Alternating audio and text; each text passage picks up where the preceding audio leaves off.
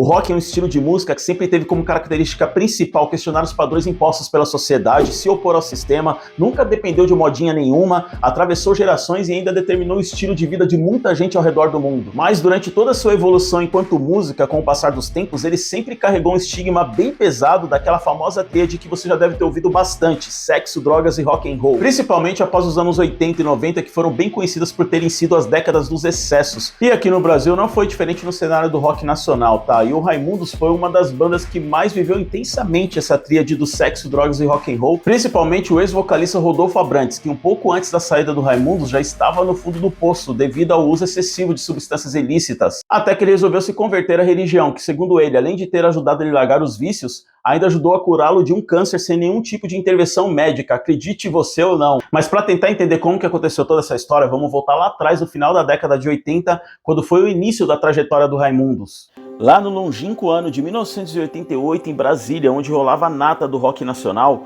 Rodolfo e Digão, que eram amigos de infância e compartilhavam do mesmo gosto musical, resolveram formar uma banda. Inicialmente para fazer alguns covers do Ramones, que era uma das principais influências dos dois.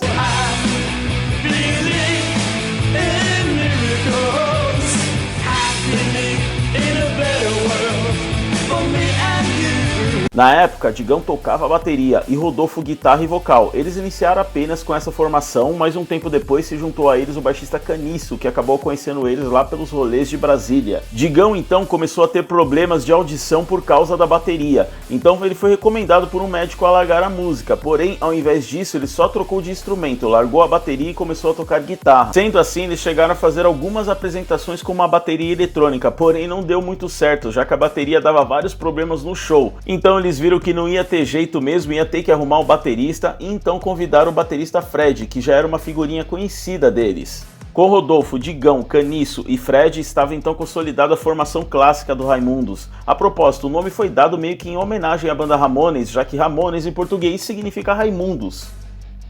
E com essa formação, a banda lançou uma fita demo em 93 que já tinha algumas músicas que se tornaram conhecidas mais tarde, como Nega Jurema e Palhas do Coqueiro. Essa demo começou a causar uma boa repercussão no cenário devido à originalidade da banda de misturar hardcore com forró. Sabe aqueles forró antigo bem debochado de duplo sentido, tipo esse daqui? Defeito do Tico é danado pra miar, te comia na sala, te comia no chão. E isso, na verdade, era uma influência do vocalista Rodolfo, já que, embora a família dele fosse de Brasília, eles apreciavam bastante a cultura nordestina. Ele sempre meio que teve um lance de pegar esses forrós e fazer versão punk rock na guitarra, já que a maioria dessas músicas também tinham 3 acordes, assim como a maioria dos punk rocks. E o Rodolfo especificamente gostava bastante de um forrozeiro chamado Zenilton, que mais tarde acabou se tornando uma influência pro Raimundos. E com a repercussão dessa demo, eles começaram a fazer uma pá de shows participando de vários festivais, abrindo até mesmo para bandas do rock nacional já conhecidas, até que a demo foi parar nas mãos de um conceituado produtor na época chamado Carlos Eduardo Miranda, que infelizmente faleceu em 2018. E ele gostou tanto do material dos caras que ele resolveu convidá-los para gravar um disco completo por um selo que eles estavam lançando na época em conjunto com os caras do Titãs. O selo se chamava Banguela Records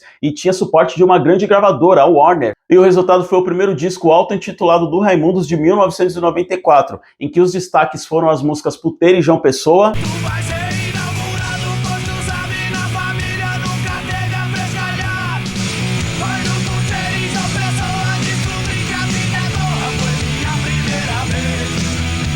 e Nega Jurema.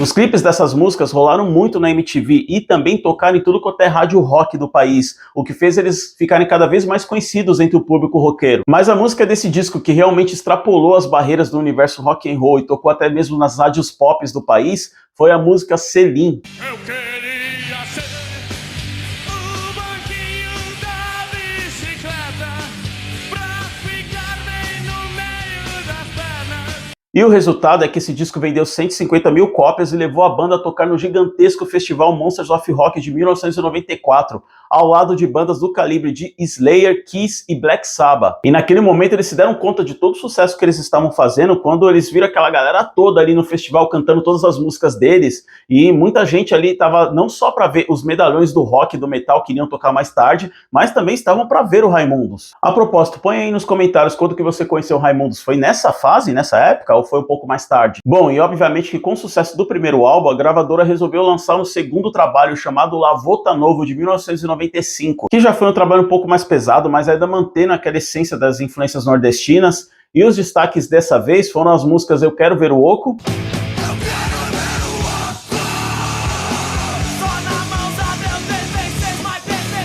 e a Só You Saying. Ela não entende uma palavra em português. I saw you say it.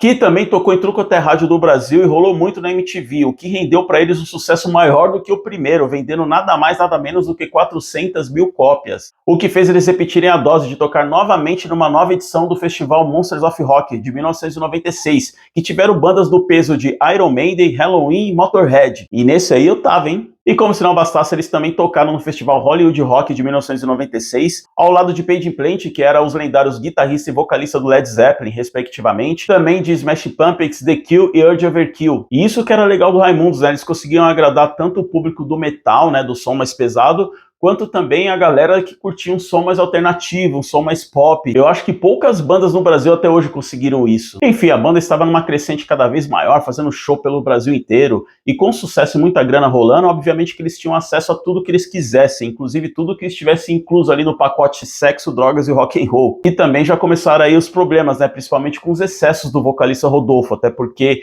ele realmente vivia o que ele cantava na maioria das letras. Aquele negócio, sabe, sexo, droga e rock and roll, vivi isso com intensidade, assim, era uma coisa completamente fora do normal, e comecei a cantar o que eu vivia, e quanto mais eu cantava aquilo ali, mais eu vivia, e quanto mais eu vivia, mais eu cantava, quanto mais eu cantava, mais eu vivia, era uma bola de neve, assim. E a banda continuou lançando outros trabalhos aí, como o álbum Lapadas do Povo de 1997, que já tinha um som mais pesado, mais sujo, mais agressivo, e já não tinha tanto mais as influências nordestinas, e depois lançaram um box chamado Cesta Básica, que continha um CD, um VHS e até mesmo um HQ contando a história da música Puteiro e João Pessoa. Porém, o trabalho que foi o divisor de águas do sucesso do Raimundos foi o álbum Só no Foreves, para começar pelo título, que era uma homenagem ao lendário Mussum dos Trapalhões. E a capa era uma verdadeira tiração de sarro com os pagodeiros que estavam fazendo sucesso na época, né? O som era meio que uma volta à essência da banda, porém com uma pegada um pouco mais comercial. Tanto é que eles conseguiram atingir as grandes massas, principalmente por conta da música Mulher de Fases.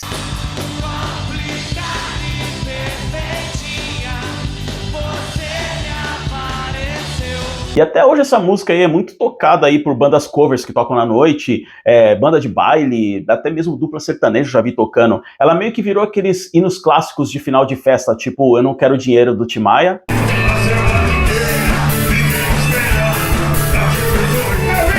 E o Whisky a Gogô do Roupa Nova.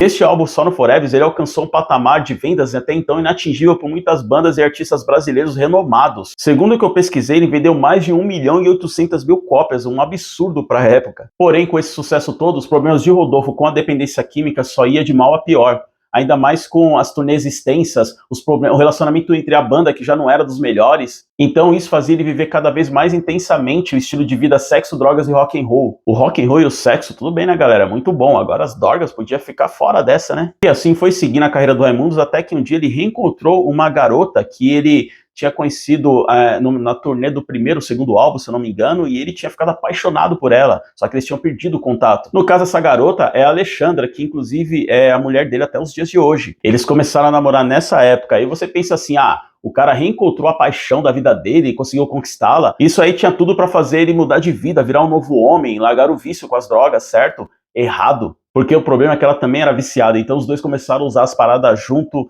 começaram a se afundar mais ainda no vício e o barato ficou louco. Até que um belo de um dia, a Alexandra resolveu se converter à religião evangélica, que para ela, de repente, fosse um caminho para ela conseguir largar os vícios. O Rodolfo respeitou a decisão dela, mas se manteve na mesma vida e ainda continuava em turnê com o Raimundos. Porém, cara, ele começou a ficar doente, ele perdeu muito peso, começou a aparecer uns caroços estranhos debaixo dos braços dele, umas dores de estômago nervosa, e ele nem quis ir no médico para saber o que era, ele não tava nem aí para as consequências, essa era a grande verdade. E o Raimundos continuava aí no auge. Em 2000, eles lançaram o álbum ao vivo pela MTV, que também foi estouradíssimo. A propósito, praticamente tudo que eles lançavam naquela época ia direto para as paradas de sucesso, o que ia fazendo eles alcançarem um público cada vez maior. Porém, as condições de saúde física e mental de Rodolfo não andavam nada bem. Ele continuava com aquele problema de saúde e, fora isso, também ele não conseguia largar as drogas de jeito nenhum. Até que um dia sua mulher Alexandra, que já estava convertida, resolveu levar um grupo de orações na casa deles, que é uma coisa que os evangélicos fazem bastante, né? E segundo relatos, uma pessoa ali do público sentiu uma coisa meio que espiritual ali com o Rodolfo, né? E resolveu fazer uma oração para ele. E, segundo as palavras do próprio Rodolfo, olha só o que aconteceu depois disso. Depois que oraram por mim, a pessoa que orou por mim disse: Deus está te curando de um câncer no teu estômago. No outro dia eu não tinha mais sintoma nenhum, não tinha mais dor de estômago, em 2 dias eu não tinha mais caroço nenhum e passei a engordar e ganhei 19 quilos. Eu sei que eu tinha alguma coisa e sei que eu não tinha mais. E eu sei que o que eu tinha, os sintomas que eu tinha, poderiam ser completamente de um câncer. E eu creio nisso, que meu Deus me curou. Barato louco, né? Será que realmente teve uma cura espiritual aí, ou será que foi uma mera coincidência a doença ter desaparecido sozinha depois desse dia? Difícil saber, né? O fato é que foi uma verdadeira virada de chave na vida dele. É como se para ele Deus tivesse dado uma segunda chance curando essa doença que ele tinha. E foi aí que ele resolveu se converter. Porém, tinha um problema, ele ainda estava tocando no Raimundos, né? E ele começou até a se sentir mal cantando aquelas letras, porque era uma realidade que não refletia mais a atual fase da vida dele, era uma realidade que ele não queria mais também, né? Fora que se ele continuasse no Raimundos, ele ainda estaria convivendo com aquela loucura toda, e por mais que ele não estivesse usando mais substância nenhuma, ele ainda estaria inserido naquele ambiente que não faria muito bem para ele. E galera, guarda bem isso que eu vou falar, o ambiente, o contexto que você vive, incluindo as pessoas, podem influenciar nos seus hábitos, nos seus costumes. Pode começar a perceber isso no seu dia a dia. E tem outro lance também, o dependente químico, independente de ser drogas ou de álcool, quando ele consegue finalmente largar o vício, ele tem que evitar o máximo de contato com as coisas que lembram o contexto em que ele usava as drogas que ele era viciado. Até porque é também uma forma de evitar algum possível gatilho que possa fazer ele ter uma recaída. É por isso que geralmente nas clínicas de reabilitação eles ficam em lugares totalmente isolados, em ambientes totalmente diferentes do que eles conviviam antes. Então, resumindo, ele acabou largando Raimundos no meio da turnê, quando os caras estavam no auge, uma pá de show ainda para fazer. Isso daí causou um rebuliço danado. O Digão, principalmente, né, que era amigo de infância dele, eles ficaram anos aí sem se falar. Os fãs também ficaram putos, xingaram pra caramba o Rodolfo. Eu, inclusive, foi um, tá? Mas, putz, olhando pra trás, assim, eu não tinha maturidade, eu era muito jovem ainda, não tinha maturidade suficiente pra entender que talvez esse era um caminho pro cara se salvar, né, pra ele salvar a vida dele. Porque vai saber, se ele tivesse continuado no Raimundos e não tivesse se convertido, será que ele estaria vivo hoje? Será que ele não teria tido o mesmo fim do Chorão do Charlie Brown Jr., por exemplo? Então eu acho que assim, até fazendo um paralelo com o Rodolfo, que muita gente critica que o Rodolfo saiu do Raimundos e virou crente, né? Eu acho maravilhoso. Imagina que legal se o Chorão pudesse ter tido essa catarse ali em algum momento e falar, cara, eu vou sair disso e vou encontrar Jesus e vou pra religião. Maravilhoso, eu tava vivo. Mas enfim, após essa confusão toda, o Rodolfo resolveu lançar o Rodox, que embora pareça nome de Veneno pra Barata, na verdade era uma banda de rock até bem pesada, só que com letras mais gospel. E após o fim dessa banda aí, ele se lançou em carreira solo na música gospel mesmo, né? E a partir daí podemos dizer que as turnês de Rodolfo passaram a ser em igrejas e eventos evangélicos de todo o Brasil. Quanto ao Raimundos, o Digão resolveu assumir os vocais e continuou com a banda, que inclusive teve diversas mudanças aí de formação.